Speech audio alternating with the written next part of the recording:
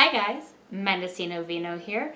We are officially a 10th of the way through with wine number 10 of the Wine Folly Challenge, Blaufränkisch.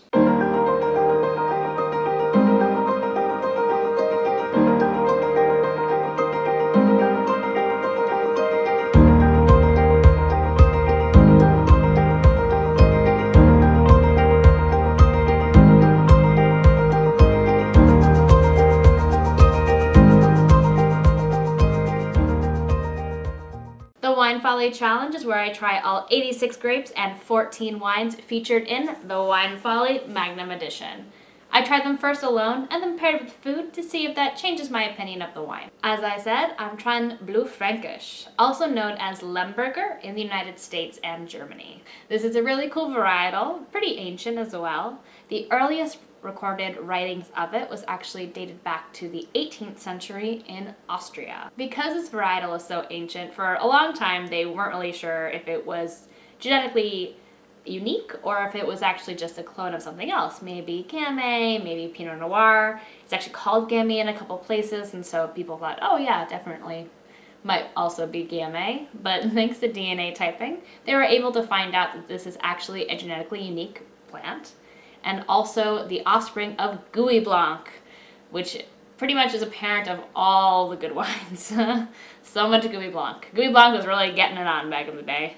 Blaufränkisch is actually the parent of Gamay and Zweigelt, and is also the second most planted red varietal in Austria after Zweigelt. It's not grown in many places in California, so I actually don't have a bonus bottle for today. Just one bottle from Austria.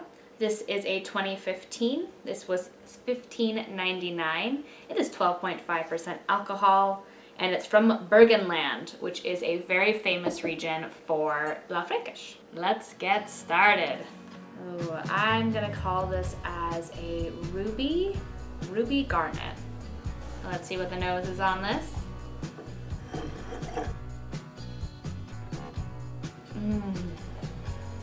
Mostly what I'm getting from there is some really lovely cherry notes in there. A couple, kind of a high and low note of cherry, so both cooked cherries and fresh cherries a little bit.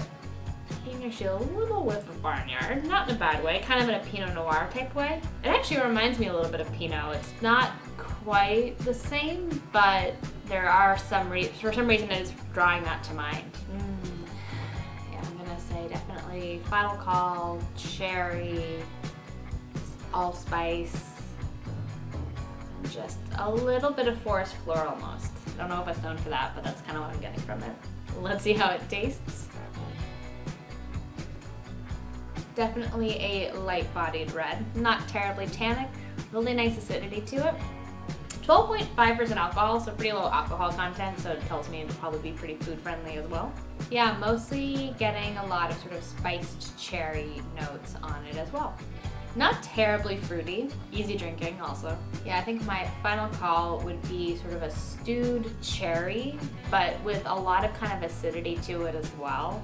So maybe even like, you know how sometimes you'll have jam and it'll have kind of like a tart kick to it, even if maybe the fruit isn't all that tart. That's kind of what I'm getting here. So maybe it's cherry jam that has just a hint of lemon in it. Although I'm not getting lemon flavors, it's just kind of that more like high acid notes that I'm getting through here. My first thoughts on this would be that while this is definitely not bad, I like it, it wouldn't be something that I would pick to necessarily sit down and sip.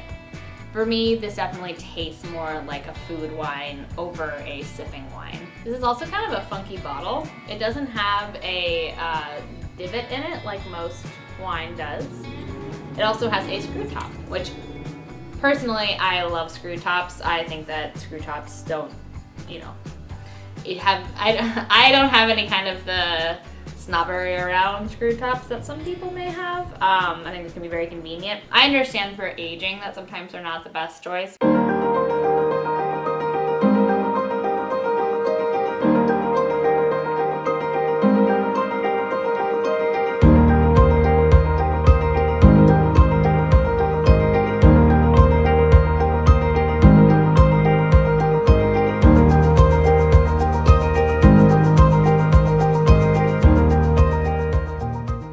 So, for all you vegetarians out there. I have a cheesy spatzel.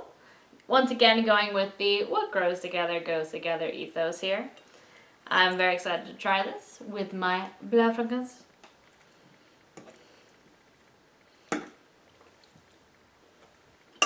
Now, with the wine.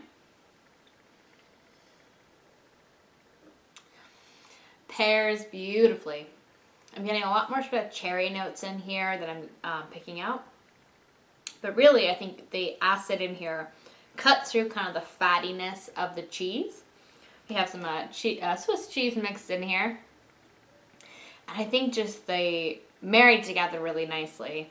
It's hard to actually really put it into words why I like this pairing so much. I just think it's really tasty. I'll also say that this pairing doesn't necessarily blow me away. I'm not like shocked at how good this goes together.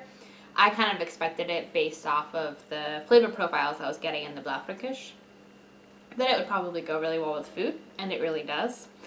This meal makes me think of a warm fire, just sitting in front of a warm fire with a bunch of friends around, drinking wine, eating some hearty food. It's cold outside, you can see that in the air, but you're just happy and warm and safe in that little moment. And for some reason, that's what this wine conjures up for me. And I really love it when wines can tell stories like that. I think it just is a lovely pairing together. I think this wine is really tasty. I think, especially if it was more available here, I would probably buy it more often. This is Mendocino Vino. Thanks for coming along this week. Chin chin.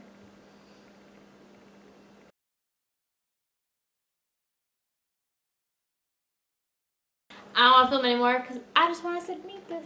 It's really tasty.